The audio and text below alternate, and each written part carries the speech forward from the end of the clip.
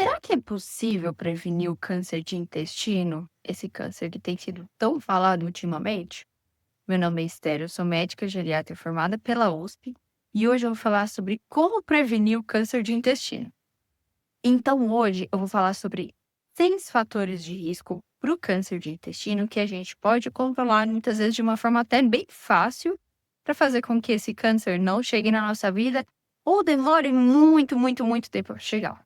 E no final eu vou falar sobre o rastreio desse câncer, que é o jeito que a gente tem para descobrir de uma forma bem cedo e com altas chances de cura. Primeiro fator de risco para câncer de intestino: peso. Peso? Como assim? Sim, eu duvido que você sabia dessa. Sabia que sobrepeso e obesidade são fatores de risco conhecidos para câncer de intestino? É importante que a gente se mantenha dentro de um peso ideal. E qual que é o peso ideal? Você pode calcular mesmo na sua casa, através do cálculo do IMC, que é o índice de massa corporal. Como que a gente calcula? Você vai pegar o seu peso em quilos, então, por exemplo, 60 quilos. E vai dividir pela altura, por exemplo, 1,60 m, e esse valor vai dividir novamente pela altura. Então, 60 dividido por 1,60, dividido novamente por 1,60, como no nosso exemplo. Esse resultado, em adultos, ou seja, até os 60 anos de idade, ele deve ficar ali entre 18 e 25. E ele ser acima de 25 em adultos já significa estar acima do peso. Já é um fator de risco, infelizmente.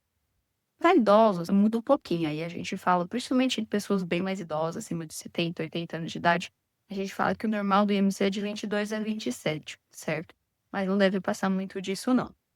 Então é importante a gente controlar o nosso peso, porque isso acaba influenciando na nossa chance futura de ter câncer de intestino. Segundo fator de risco: sedentarismo. É isso mesmo. A atividade física entra até aqui. Você pensava que a atividade física é só fazer bem pro coração, né? Mas não, ela também faz bem e previne vários tipos de câncer, inclusive o câncer de intestino. Qual a atividade física?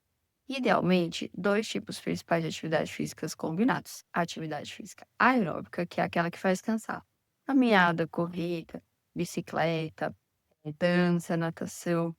Se ela for intensa, como uma corrida, por exemplo, pode ser 75 minutos por semana no mínimo, tá? Ou então, se ela for leve ou moderada, como uma caminhada, uma bicicleta, 150 minutos por semana, divididos pelo menos 3 vezes.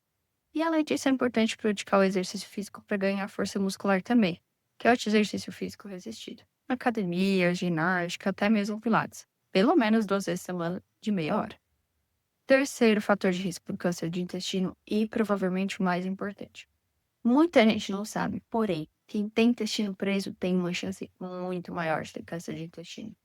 E muita gente nem sabe que tem intestino preso, porque vai ao banheiro todo dia. Mas são aquelas fezes bem ressecadas, cheias de bolotinhas, como se fosse de cabrito, sabe?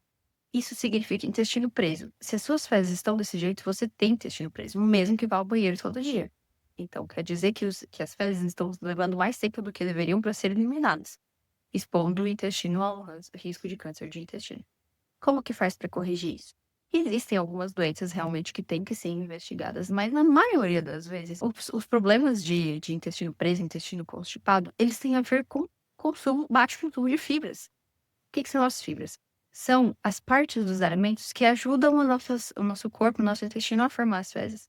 A gente deve consumir pelo menos 25 a 30 gramas de fibra por dia. Quanto mais, melhor, mas pelo menos a partir daí. Os alimentos que mais contêm fibra são principalmente os vegetais e as frutas, então você deve consumir ali no seu almoço, no seu jantar.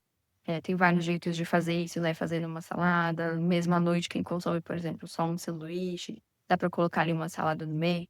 E além disso, a gente também deve consumir alguns grãos. Pode ser variado, mas porque, na verdade, a meta de fibras apenas com vegetais, ela é um pouquinho difícil de alcançar. E aí os grãos ajudam muito. Como assim grãos?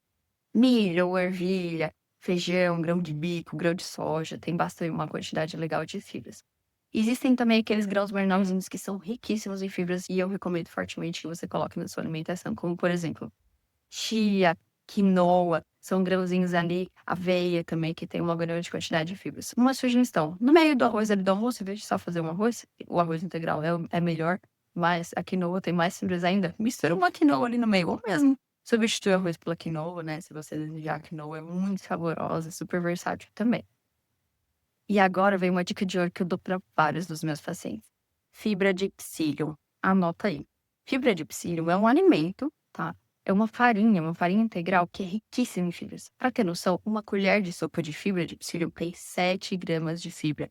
É isso mesmo. Já vai aí 25%, um quarto da nossa meta diária só em uma colherinha. Não tem quem não ame essa dica. Eu sugiro fortemente que você tente. Tem que tentar pelo menos alguns dias, não basta só um dia, né? E você vai ver que é super fácil de colocar na sua dieta, na sua alimentação. Eu compro pela internet costuma ser mais barato, mas tem também naquelas lojas cerealistas. É uma dica de ouro que pode estar ajudando você a prevenir um tipo de câncer. Olha só que legal. Quarto fator de risco: consumo, principalmente excessivo de álcool. Lembrando que o consumo excessivo de álcool não é só aquele pessoal que vive andando bêbado por aí, tá?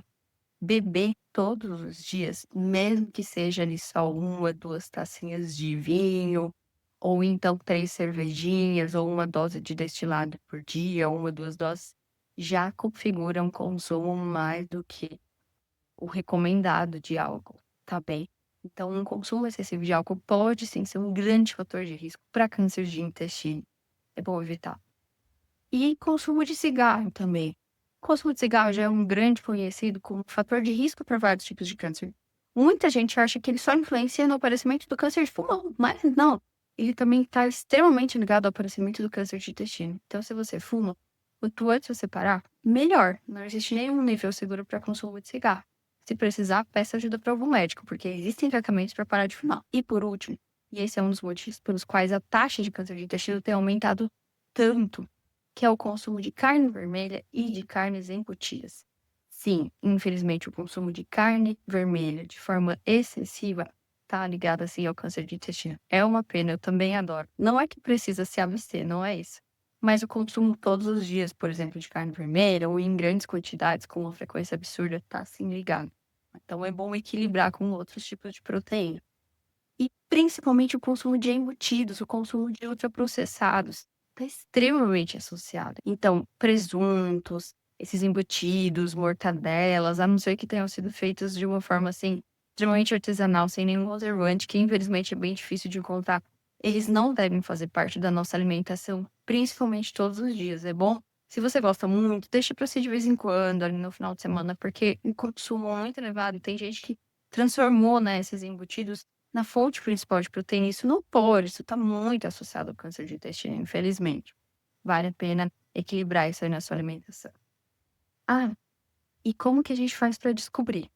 Através do rastreio. Existe um rastreio para o câncer de intestino, isso é muito legal, um rastreio que já está comprovado que ele diminui a mortalidade por câncer de intestino, que é a colonoscopia.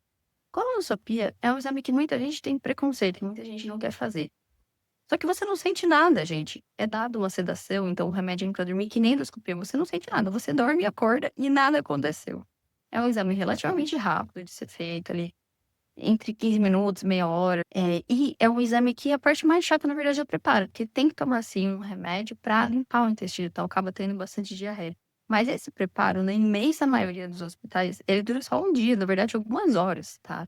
Então, é um dia de sofrimento, vamos dizer assim, mas que vale muito a pena, que se paga, vamos dizer assim. Sem falar que a colonoscopia, quando ela tá normal, a gente pode espaçar ela a cada 10 anos, ou seja, um dia de sofrimento a cada 10 anos é super ok, vale. E quem que tem indicação de fazer esse rastreio, né? Todas as pessoas a partir dos 45 anos de idade. Claro que isso é individualizado. Eu vou deixar aqui um vídeo, inclusive, que é um vídeo dos rastreios que são indicados para pessoas acima dos 50 anos de idade. Uma série de vídeos que eu tô fazendo, tá? Acima dos 50, 60, 70, 80. Quais são os rastreios que são indicados? Eu vou deixar aqui o dos 50 anos de idade. Vale a pena ir lá olhar, tá bem?